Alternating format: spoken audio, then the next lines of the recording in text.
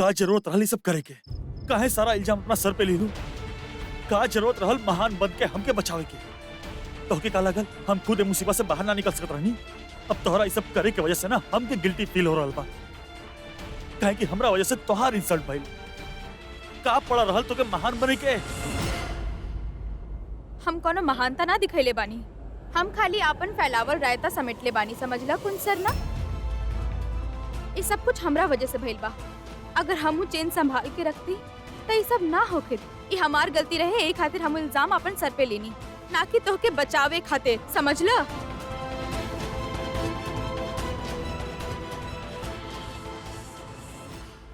करला झगड़ा, चिल्लाला हमरा पे। हम खाली तहार बेइज्जती होके से बचावे खातिर इल्जाम अपन सर पे ले रहनी कुंज, लेकिन हम ये बात कबो जाहिर ना होके देव।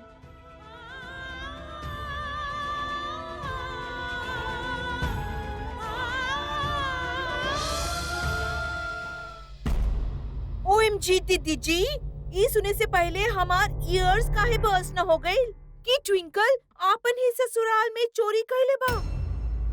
ओहो, शेम शेम करा देलस हम सब कर, और स्पेशली आपके परवरिश के। ऐसे तो टेल करे लेना दीदी जी कि हाउस में ना फादर के होई बहुत जरूरी हो गेला। एक बेचारी अकेले सिंगल मदर कितना सिखा लाई अपन बच्ची के, फादर के होवे से ना कंट्रोल रहेला। ओहो दीदी जी, आप यही देख लो, आप अपन ट्विंकल खातिर का ना कहनी एवरीथिंग, बट देखा ट्रूथ इज ट्रूथ। आज अगर ट्विंकल के फादर यहाँ होते तो ओके थोड़ा सा स्ट्रिक्टनेस दिखाईते, और ट्विंकल ऐसा बदमाशी करती ना, ये चोरी डाल तो नहीं ना करत दीदी जी।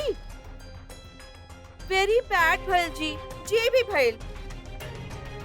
अब तो हम सोसाइटी में अपन ब्यूटीफुल फेस लेके जाए तो लोग का टेल करी, वो देखा थीफ के मामी, वो देखा चीट के मामी।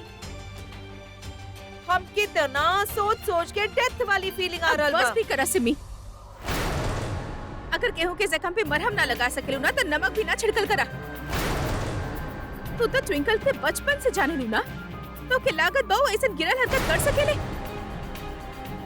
अगर वाहे गुरुजी खुद आके हमसे कह देवे ना, तभी हम यकीन ना करी कि हमार बेटी उ घर में चोरी कैले बा। लुक एट दिस दीदी जी, आप तो ऐसे टेल कर रहल बाड़ू जैसे हम ही स्टोरी बना के आपके बताई नहीं। ओहो, ट्विंकल अपन माउथ से बोलल हा। हाँ जी, लॉकेट की चोरी हम कैले बानी। आप तो बिना बात के हमरा से गुस्सा होत रहेलू।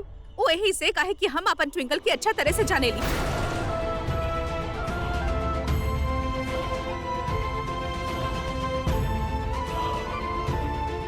इतना बड़ इल्जाम वो अपन ऊपर ले बात तो जरूर एकरे पीछे ओकर कौनो मजबूरी हुई। हो सकेला वो कुंज के बचा। हाँ जरूर वो कुंज पे लागल गलत इल्जाम के अपन सर पे लेवे खातिर इतना बड़ झूठ बोलले बिया, यह वजह हुई। हे वाहे गुरुजी, वो घर में चल रहल सच के लड़ाई में हमार ट्विंकल के साथ दे है और ओके ही जितई है। वाहे गुरुजी, ओकर मदद करी हा।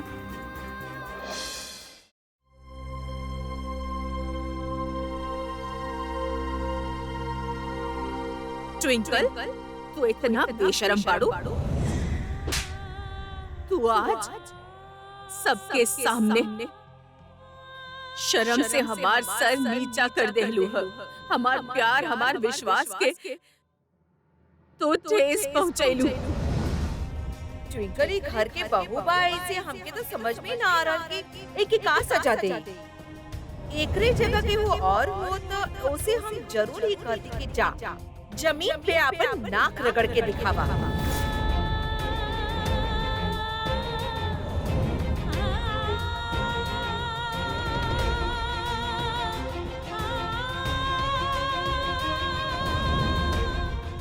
काहे सारा इल्जाम अपना सर पे ले लूं? का जरूरत रहल महान बन के हमके बचावे के?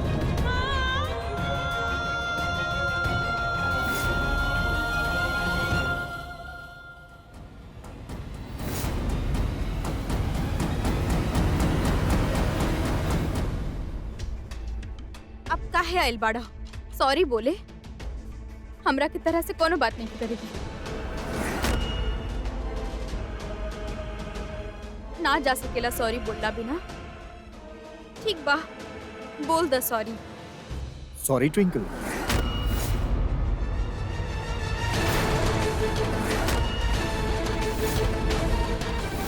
यूवी तू हमारा दुपट्टा छोड़ा छोड़ा। यूवी हम काली ना। आ!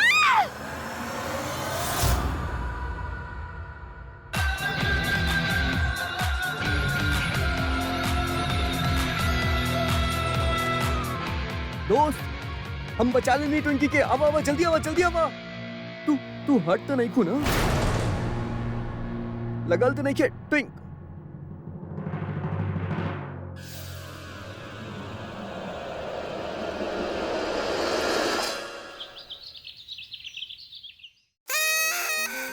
Happy birthday to you, Yuvi. Happy birthday to you, Yuvi.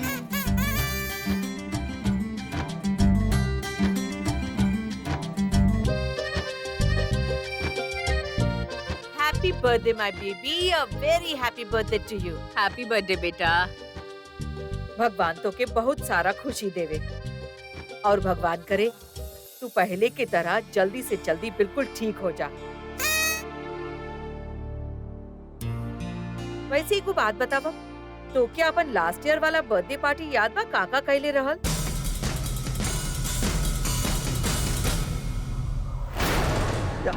Yes, party, birthday party last year. UV want party this year as well. हाँ, या party. हम अपन सारा फ्रेंड्स के इनवाइट करब, सारा फ्रेंड्स के। और बलून फुलाई, UV बलून फुलाई। यूवी के जे चाही सब कुछ मिली, हाँ, 100%। ये बार तहार बर्थडे की पार्टी बहुत स्पेशल हुई बाबा। इतना स्पेशल कि सब लोगन के हमेशा हमेशा खातिर याद रही तहार बर्थडे पार्टी। बेबी हम और सुरजीत जी मिलके यूवी खातिर एगो बर्थडे पार्टी प्लान कैले बानी। आप अगर आइब तो हमके बहुत खुशी होई, यूवी स्पेशली बहुत खुश हो जाए। ना बेटा, ई उम्र में शोर शराबा हम झेल ना पाए। तू लोग मजा करा ना। ओके, नो प्रॉब्लम बेबी। अरे यूवी, ये तो बताओ कि तोरा हैप्पी बर्थडे टू मी पर कौन सा गिफ्ट चाहिए? जवन मंगवाओ मिली। प्रॉमिस? हाँ हाँ वादा। Pinky promise? हाँ उहे उहे।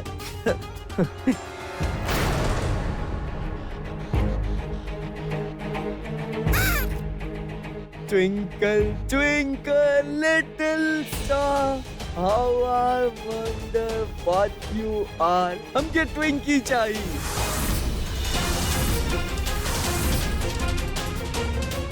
Twinkie, Twinkie.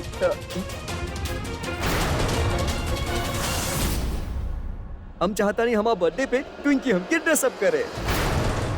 ट्विंकी तो हमके ड्रेसअप करबू ना? हाँ बोला, देखा हम नया कपड़ा खरीद ले बानी। देखे चाबू, चला हमरा साथे चला ना। नहीं के देखे कि हमरा तहार नया कपड़ा नहीं तरह के तैयार करे के बा। अपने आप तैयार हो जा जा।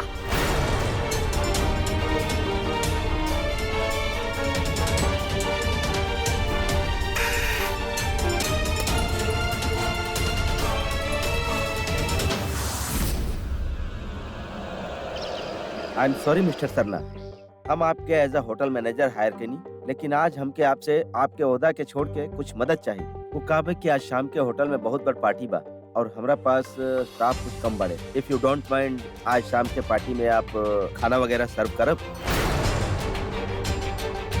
ये सिर्फ आज के प्रॉब्लम बा, जनरली यहाँ पर कुछ ऐसा होखेला ना। That's all right, mister Gupta. कोनो भी काम छोटा ना होखेला। इनफैक्ट जहाँ रुआ काम करे नहीं वहाँ कोनो क्राइसिस होके था, आई थिंक हमनी के अपन पोस्ट दिखले बगैर हमनी के हेल्प करे की चाहिए। हम सर्व करे खातिर तैयार बा।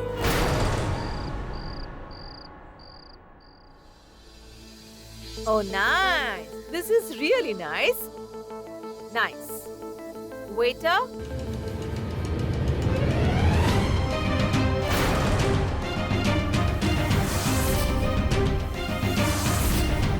Kunj. Oh my God.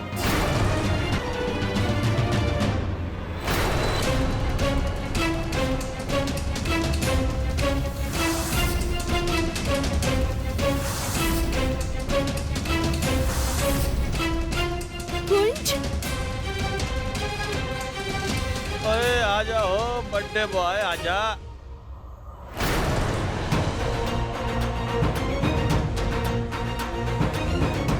हमार दोस्त फर्स्ट आइल बा हमार अरे दोस्त। यूवी, तू सबसे पहले आइल बाड़ी यहाँ पे, थैंक यू।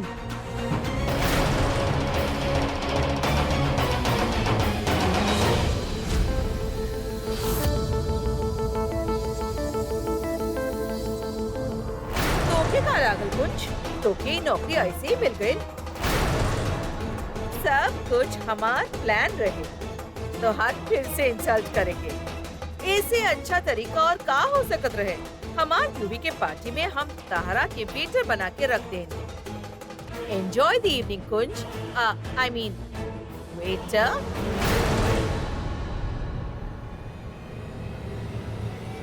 कुंज, तू आपन ही का हालत बना ले बाड़ा?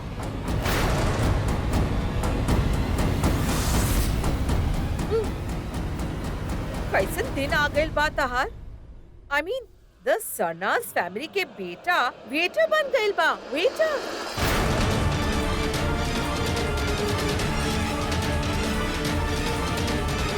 और तू केहू के बताइला भी नहीं ना? ट्विंकल के भी ना बताइले यहाँ तक के? ओ ऑफ कोर्स, शर्म के मारे तू केहू के कुछ ना बताइले होगा। I can understand. लेकिन 2 पैसा ही सही, तहार कमाए के ई जज्बा के हम सलाम करतानी। का बात है?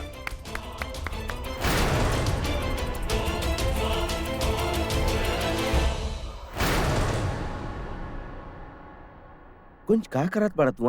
वेटर बन के घूम रहल बड़ा? हमार खानदान की इज्जत के कोनो ख्याल नहीं के तोके? हाँ, चले यहाँ से। पापा आप गलत समझ रहल बानी। इनफैक्ट आप सब गलत समझ रहल बानी। जैसन दिख रहल बा वैसन बा ना। हमके होटल में मैनेजर के जॉब ऑफर भइल बा। इत आज स्टाफ कम रहल, ऐसे बस हेल्प करल बानी और कुछ ना। और वैसे भी काम छोटा या बड़ा ना होखेला, बस ईमानदारी से करे के चाहिए। और ये बात हम रउआ से सीखले बानी। रउआ के याद बा जब लंदन में पियोंस ना आवत रहले त रउआ खुद चाय बनावत रहनी। ते में गलत का बा? कुछ ना। कुंज, कुंज तू चला हमरे साथे, छोड़ा ये सब, आजा। अरे ना ना उषा जी, कुंज ऐसे कैसे जा सकेला? जब वो कोनो काम ले ले बा, ओके पूरा तो करे दा ना। कुंज, I mean, waiter, please get us some drinks now.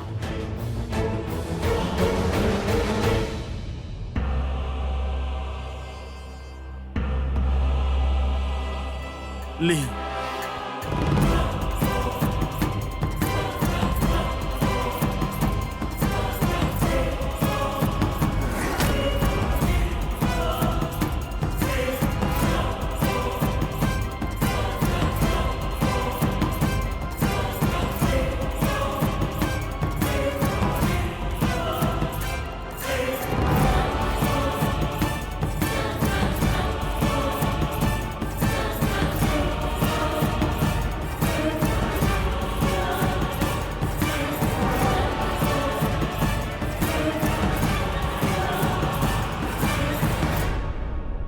Madam, guest आ गए आपके? Oh, please, take your seats, please. Kunj, waiter, please इनके खातिर ड्रिंक्स लेके आवा। जी।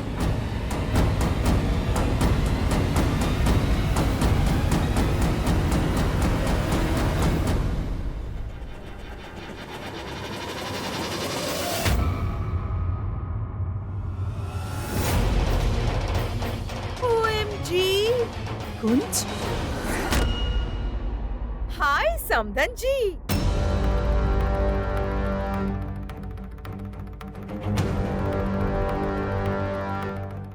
अरे आपके कब से इंतजार करत रहनी हम।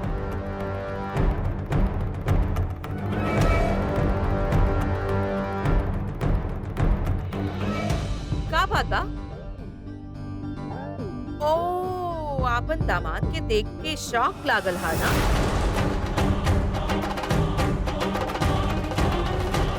पर एक बात तो कहे के पड़ी लीला, आपके दामाद कुंज बा बहुत हैंडसम और भिखारी बा वैसे। लेकिन देखल जाए तो वेटर के कॉस्ट्यूम में का लग रहल बा ना।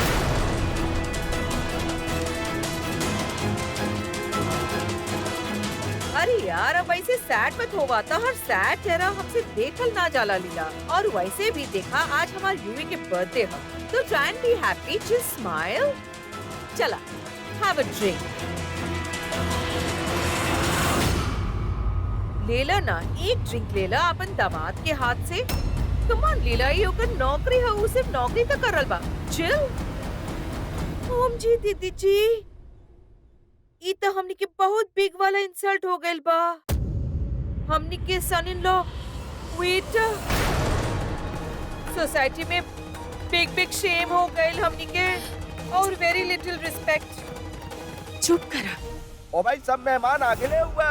हैप्पी बर्थडे टू मी के केक कहाँ बा हो यूवी पुत्र? ओ यहाँ बा।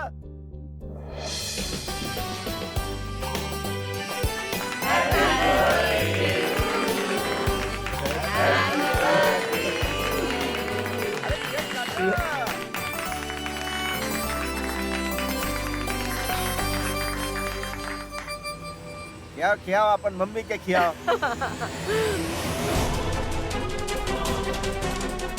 दोस्त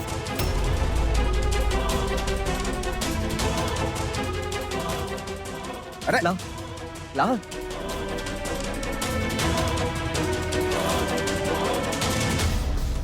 हमार बेटा हमके छोड़ के ई वेटर की केक खिलाई। एक के तो हम बता।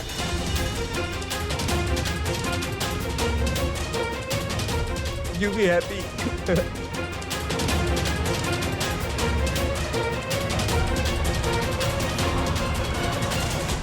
ओ माय गॉड ची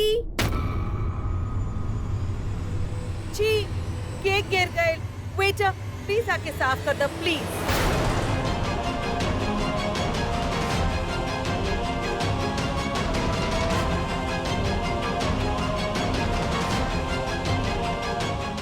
ना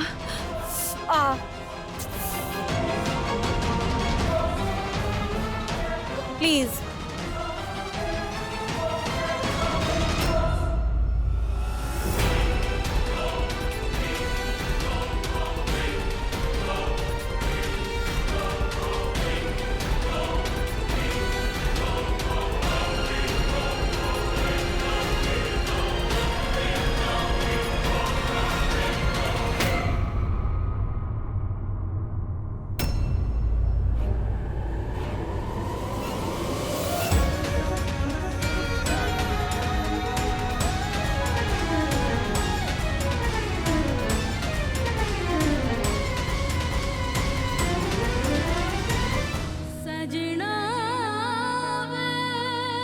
काहे सारा इल्जाम अपना सर पे ले लूं? का जरूरत रहल महान बन के हमके बचावे के? ये हमार गलती रहे, यही से हमें इल्जाम अपन सर पे लेने, ना कि तोहके बचावे खातिर, समझला?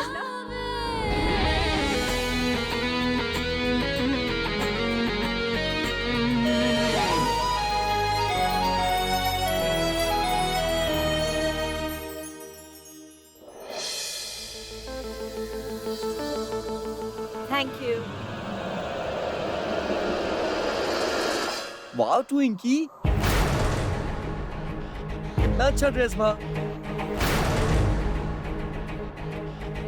बिल्कुल हमारे दोस्त जैसन। हमके भी सेम ड्रेस चाहिए। हाँ Yuvi no not this dress. देखा तू ही नया टी शर्ट लेला, कितना अच्छा लग रहा बा। बस ना, हमके वह वाला ड्रेस चाहिए। हाँ यूवी, नो नो नो ड्रेस, नो नो। अगर तू अपन दोस्त जैसन ड्रेस पहनबा तो तोहके अपन दोस्त जैसन सारा काम भी करे के पड़ी। और तहार मम्मी तो तहरा अलाउ ना करी है ना? हाँ तो हम करब ना, दोस्त जैसन काम करब, हम करब। ट्विंकल, हाउ डेयर यू, तू यूवी से काम कराइबो तो? ए चुड़ैल आंटी, चुप। आपके हम समझेले रहनी ना कि हमारे टुंकी के साथ ऐसे मत बोलिया। हम क्या अपन दोस्त वाला काम करे के बा, दोस्त वाला काम करब हम, और यह ड्रेस पहनब। एक्सक्यूज मी,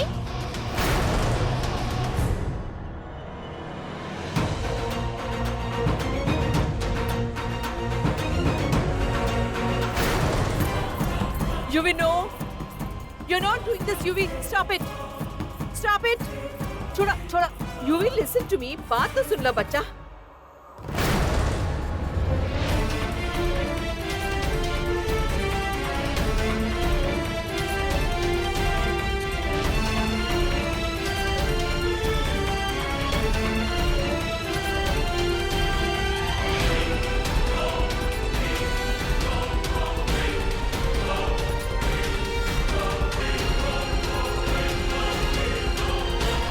लाला आप भी खा, बाटा बाटा यूवी के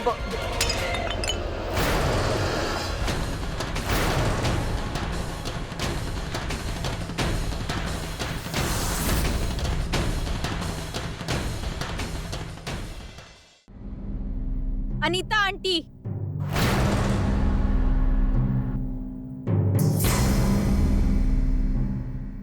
यू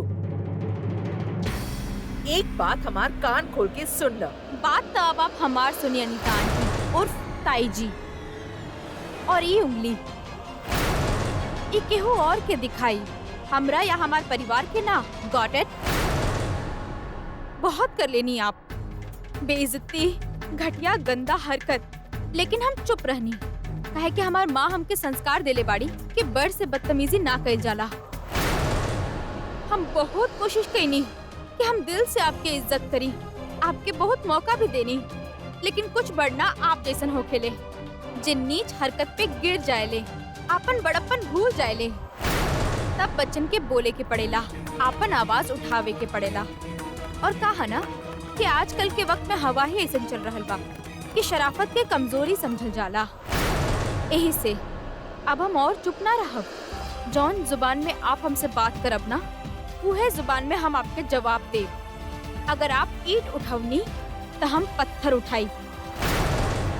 और एक बात याद रखब अनीता आंटी, जैसी करनी वैसी भरनी। बहुत ज्यादा बोल रहल बा ना आजकल तू। तो के का लागत बा? हमके हराई इतना आसान बा? ऐसन छोट छोट हरकत कई के हरा लेबू तू हमके? हाँ, अनीता लूथरा नाम बा हमार, हमसे जीतब इतना आसान ना बा। और ट्विंकल नाम बा हमार। हार जीत तो हमरा के पता ना, लेकिन आइंदा से अगर आप हमार पति के और बेइज्जती करे के कोशिश कईनी या ओकरा पे कोनो भी झूठा इल्जाम लगा के ओकरा के घर वालन की नजर में गिरावे की कोशिश कईनी ना, हम आपके इतना बुरा हाल करब, इतना बुरा हाल करब कि आप हमेशा याद रखब। समझनी?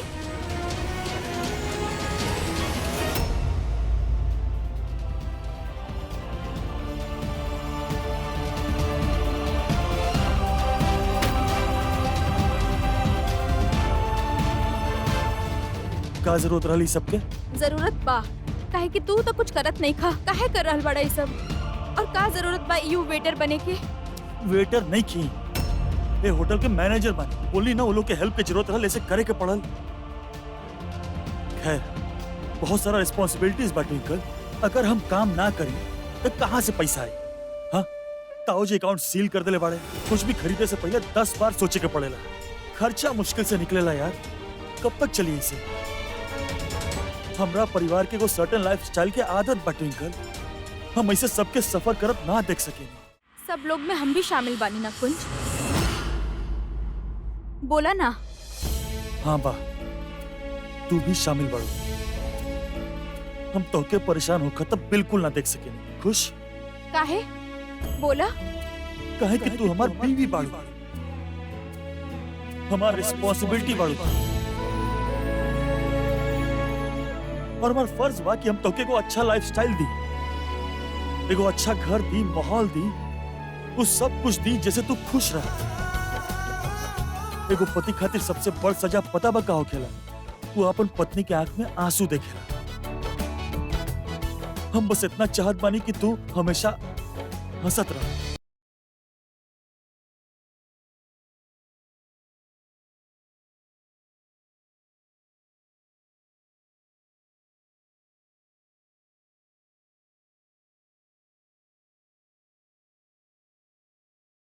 तोहार देख रेख हमार रिस्पॉन्सिबिलिटी बा, डैम इट।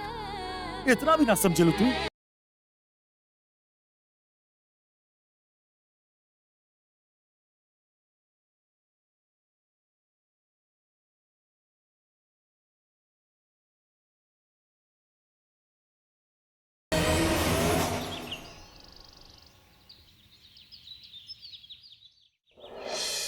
बा, अभी तक फोन स्विच ऑफ कैले रखले बा। एक तो बिना बतवले हमके सुबह सुबह कहीं चल गई और अब गायब। ये का बात होखेला? और पता ना कल रात के पार्टी के बाद कुंज के दिमाग में का चलत होगी। एक बार भी हमरा से बात ना कैलस। आजकल तो हमरा के ज्यादा इरिटेट भी ना करेला हो। ये का बोल रहल बानी हम? दिमाग खराब हो गइल बा हमार। हम कुंज के मिस कर रहल बानी, ओकर हमरा के इरिटेट कइल मिस कर रहल बानी। सारा गलती ओकर बा। अरे ट्विंकल बेटा, तू हमार लाडला कुंज के देख लू हा। रात से बड़ा दिल कर रहल बा उससे बात करे के, लेकिन मौका ही ना मिलल। अरे कहाँ गइल बा कुंज? हमके बिना पता बेबे कहाँ गइल बा। सुबह सुबह बिना बतवले कहीं चल गई और कब से फोन ट्राई करत बानी, फोन स्विच ऑफ बा। बेटा तो फिकर काहे कर रहल बाड़ू? आ जाई। वो ज्यादा देर तोहरा से दूर ना रह सकत। तोहार प्यार ओके खींच लाई। प्यार आपन उ खड़ूस पति से? No, never. Good morning everyone. सुबह सुबह का बात हो रहल बा? अरे कुछ ना अनीता, एकर हालत देख कितना परेशान हो रहल बिया। वो कुंज है ना, सवेरे सवेरे घर से निकल गई और मोबाइल भी बंद आ रहल बा। ता अपन पति खातिर पत्नी बहुत परेशान हो रहल बा, घुट रहल बा अंदर से। कमाल के रिश्ता बा दोनों के। जब दोनों आमने सामने होवेले तो बच्चन की तरह एक दूसरा के साथ लड़ेले, और जब एक दूसरा के सामने ना होवेले तो एक दूसरा के फिकर करेले। ए दोनों के टशन वाला प्यार देख के तो हमके पूरा यकीन हो गई बा कि वाहे गुरुजी ई जोड़ी बनैले बानी। ये दोनों एक दूसरा खातर ही बनल बाड़े। हे भगवान, वो हम रसोई में जरा देख क्या बतानी। फिकर ना कर। का बात बा ट्विंकल? कुंज के बहुत ज्यादा फिकर हो रहल बा ना? बट यू नो व्हाट, हमके पता बा कुंज कहाँ गइल बा। वो कल शाम के इतना ज्यादा इंसल्ट के बाद आई एम श्योर वो अपना खातिर एको नया नौकरी ढूंढे गए हो। But I have an idea. कुंज खातिर मेल जिगोलो की नौकरी बेस्ट बा। दिखे में तो वैसा नहीं लागेला, क्यूट से, प्यारा से, हैंडसम। लेडीज के वैसे लड़का बहुत ज्यादा पसंद आवेले और पैसा तो बहुत ज्यादा मिले जाले, अच्छी पेमेंट होवेले। What do you think? Stop it Anita aunty. आज बोल देनी, दोबारा मत बोलब। कुंज हमार पति बा और ओकरा बारे में इतना घटिया बात हम दोबारा ना सुनब। अगर दोबारा इतना चीप बात कहनी ना तो हमरा से बुरा केहू ना होगी, समझनी आप?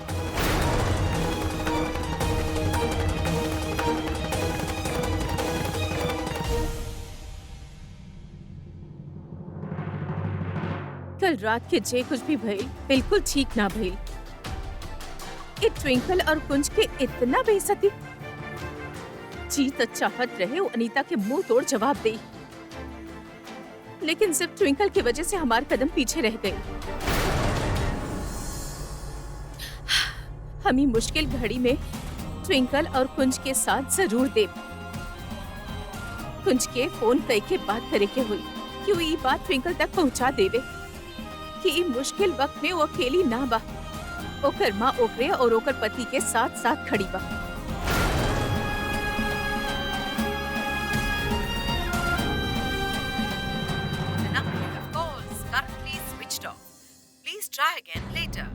कुछ के फोन न लग रहा। ट्विंकल के फोन लगावता।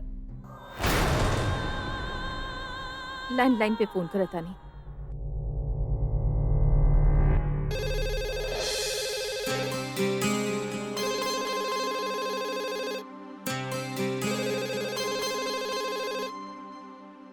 हेलो हेलो,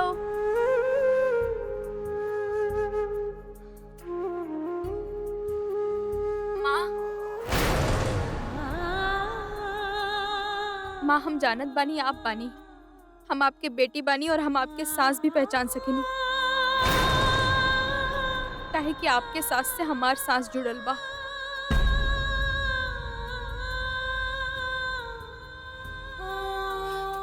हम कुंज से बात करे खातिर फोन कई नहीं है। ओकर सेल फोन ना लागत रहे। जरा ओके बुला दे। माँ कुंज से हमार खुद सुबह से कोनो कांटेक्ट ना हो पा रहल बा। हम खुद ओकरा लेके परेशान बानी। वो पता ना सुबह से उठ के कहाँ चल गई।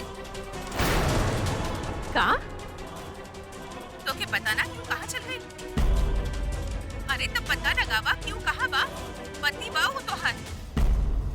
वैसे भी कल रात जे कुछ भी भइल ना ओकरे बाद कुंज के अकेला छोड़ब ठीक ना होई। अब तो हर दुश्मन तोरे घर में आके रहे लागल बाड़े। अब तू सबके और सावधानी बरते के होई। काहे कि अनीता यूवी के ई हालत खातिर कुंज के जिम्मेदार ठहरावेले और यूवी के बदला वो कुंज से जरूर लेवे की कोशिश करी।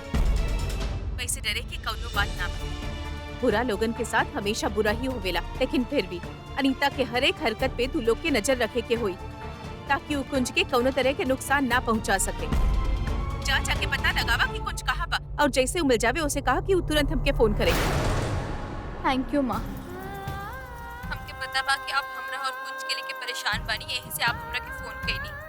लेकिन आप टेंशन मत लीही, हम पता लगा के रहब कुंज कहाँ बा, चाहे ओकरा खातिर हमके कुछ भी करे के पड़े। पर हमके पता बा माँ, आपके आशीर्वाद हमेशा हमनी दोनों के साथ बा।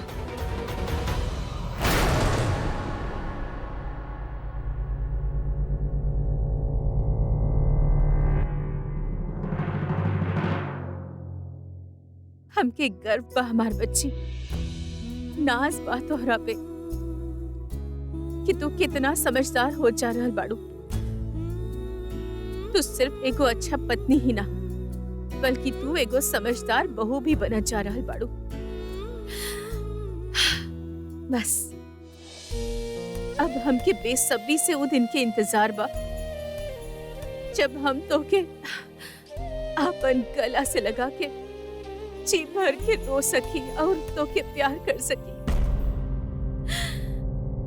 लेकिन तब तक तो के ई लड़ाई अकेले ही लड़े के हुई और जीत के भी दिखावे के हुई।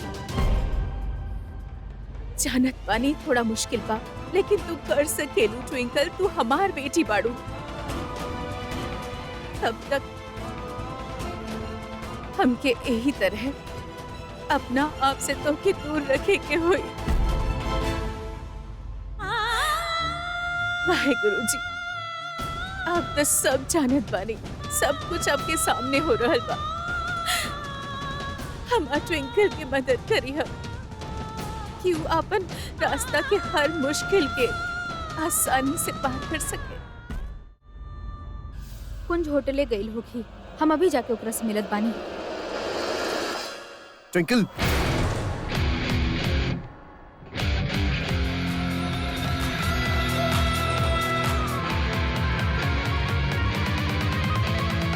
चल ना आइस पाइस खेलल जाए। चल चल चल, लेट्स गो। हम अभी तेरा साथ ना खेल सके, नहीं हमके कुंज से मिले जाए के बाद। हम भी जाए दोस्त के पास। तो हमारे चल साथ ना जा सकेला। ना ना ना, हम जाए हम अपन दोस्त से मिले जाए। ट्विंकल, ई का तरीका भइल अपन देवर से बात करे के? तहार माम तो की ई संस्कार देले बानी। हमार माँ के बीच में मत लाई। का तू भी हमार यूवी से ठीक तरीका से बात करे लग जा। सिर्फ एक खातिर की ई बेचारा के अभी कुछ समझ ना आ रहल बा। तू सोच लो, तू कुछ भी बोल सके नहीं के? कैसे भी बात करबो ऐसे? का भइल बाबा? हाँ, इना दोस्त से मिले जाता रही, पता बा परी हमके बोला ना हमके भी अपना साथ ले जाए। एक मिनट। ट्विंकल देख ही तो के अकेला जाए ना दे, और हम एके तोरे साथ वैसे भी अकेला ना भेजे। तब बेटर ये होई कि तू चुपचाप घर पे हम बैठा। आपके बात काहे सुनी? काहे कि हम तहार ताई सास बानी, इफ यू रिमेम्बर। यही खातिर आप हमार ताई सास बानी, एकर मतलब ई त नहीं के ना कि हम आपके कोनो भी बात मानब। आप जे बोलब वो हमके करे के पड़ी। आप चाहत बानी कि हम अपन पति से ना मिली सिर्फ यही खातिर काहे कि आपके बेटा जिद कर रहल बा। हम ना रुकब, हम कुंज से मिले जाइब। हम भी देखता नहीं तू कैसे जाएगी। हटी। हम ना हटब। अनीता आंटी, हम आपके लास्ट वार्निंग दे रहल बानी, प्लीज आप यहाँ से हटी। अरे ई का हो रहल बा?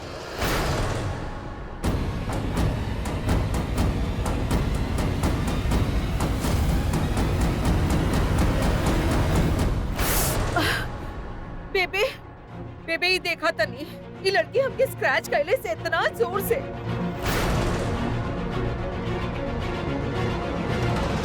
बेबे हम इसे सिर्फ रिक्वेस्ट कैले रहनी कि उनसे मिले, अभी ना जाए, शाम के चल जाए।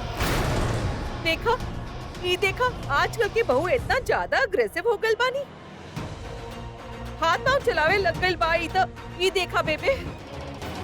अनीता, गलती से ट्विंकल के हाथ लग गई हुई, जानबूझ के थोड़े नहीं तो के चोट पहुंचैले हुई। अब ट्विंकल आपन ताई सास से माफी मांगला। लेकिन बेबे हम कुछ भी ट्विंकल, हम जानत बानी तू जानबूझ के ना चोट पहुंचैले बाड़ी, लेकिन लागल तब बाना ओके। माफी मांगला और खत्म करा स्यापा।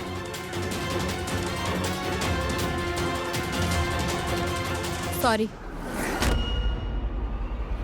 ठीक बाना अनीता। बेबे लेकिन आप प्लीज है कि अभी रोक दे, खून से मिले अभी ना जावे। हम यूवी के साथ कैसे जाए दी बेबे? ना अनीता, ये बेचारी सवेरे से कुंज के लेके परेशान किया, काहे कि कुंज बिना बतैले कहीं चल गई बा। ये अगर कुंज से मिले चाहत दिया तो जरूर जावे, आखिर वो एकर पति है। और रहल सवाल यूवी के, हे भगवान, एक के तक केहू न संभाल सकेले ई घर में, सिर्फ ट्विंकल और कुंज ही संभाल सकेले। अच्छा होई कि यूवी भी साथ में जावे, उमे हर्जी का बा। बेबे यूवी कैसे जा सकेला हमरा साथ अकेला? बेटा तू जाने लू कितना जिद्दी बाई। ले जा।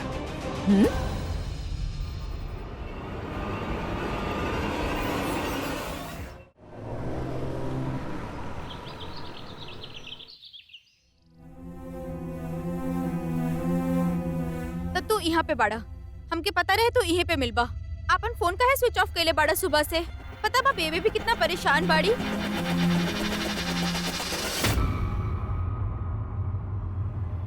आप लेकिन रउआ लोग के बारे और रउआ लोग के कैसे मिले के बाद? अरे इका करत बानी, का करत बानी रउआ लोग? हां ये बात दोस्त के केबिन बा। के बड़ा तू? हमार दोस्त का बा, हम मार दे। Get out, get out, get out. ये हमार दोस्त के केबिन बा।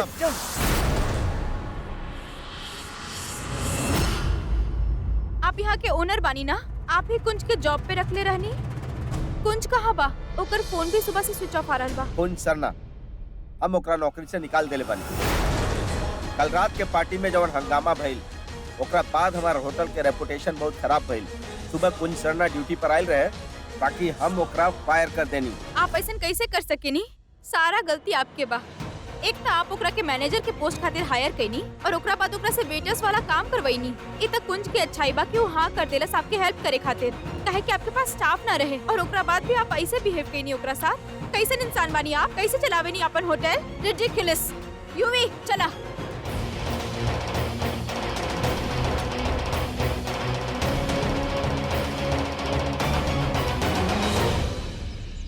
कुंज हमके पता बा तू बहुत परेशान बड़ा, यही से तू अपन फोन स्विच ऑफ कर देला। ऐसे काहे बड़ा तू? सारा स्ट्रेस आपन ऊपर काहे ले लेवेला? हमार प्रॉब्लम्स तो आपन बना लेवेला और उनका सॉल्व कर देवेला, लेकिन आपन प्रॉब्लम कभी शेयर तक ना करेला। काश तू भी हमके आपन प्रॉब्लम बता देता तो हम भी तहार हेल्प कर पाती। पर पहले तू वापस आ जा कुंज। कहाँ बड़ा तू? हम कहाँ ढूंढी तरह के? हमार दोस्त खो गइल बा। हमके दोस्त से मिले के बाद कहाँ बा हमार दोस्त?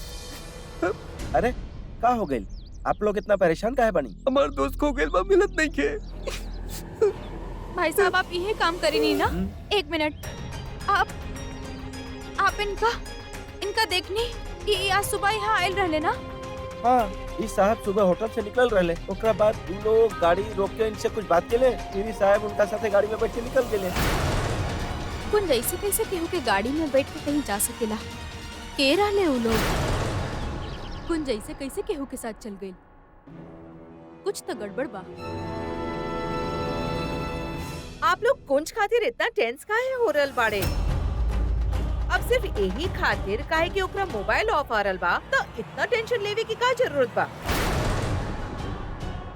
अब वो कोनो बच्चा तो नहीं खे ना, वापस आ जाए। सही बात पाड़ी अनीता, इहमे कहीं गइल होखी, एहमे इतना टेंशन लेवे के कोनो जरूरत नहीं के।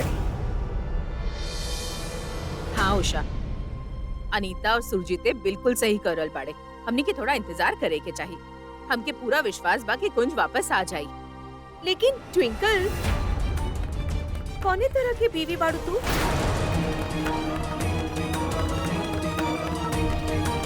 पति सुबह निकल जाला और तहार नींद भी ना खुले ले।